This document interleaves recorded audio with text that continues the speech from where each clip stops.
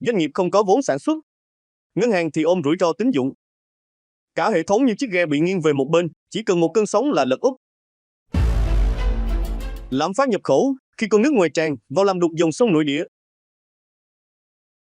Ngoài yếu tố nội tại, lạm phát Việt Nam còn bị ảnh hưởng bởi lạm phát toàn cầu. Giá xăng dầu, nguyên liệu nhập khẩu tăng mạnh khiến chi phí sản xuất trong nước leo thang.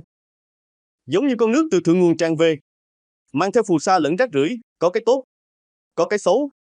Nhưng nếu không lọc kỹ thì sông nhà mình sẽ đục ngầu. Chính phủ đã cố gắng kiểm soát bằng cách giảm thuế, hỗ trợ doanh nghiệp, ổn định tỷ giá. Nhưng giống như việc đắp đê giữa mùa lũ, có chặn được thì cũng chỉ tạm thời. Còn nguy cơ vỡ đê vẫn rình rập.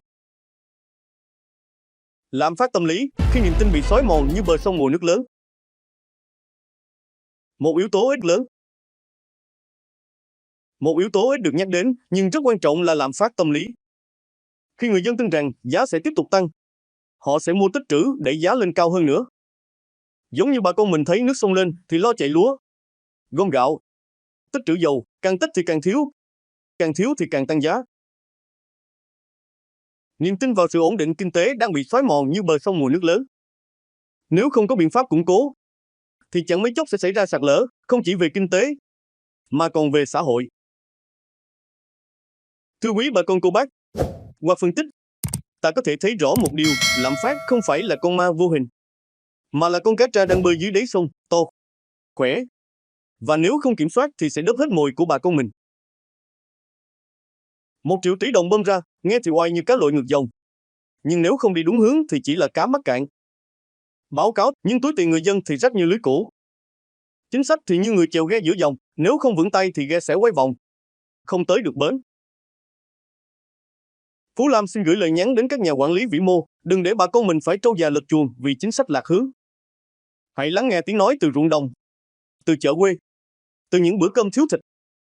Hãy để dòng tiền chảy vào sản xuất, vào đời sống, vào những nơi cần nó nhất.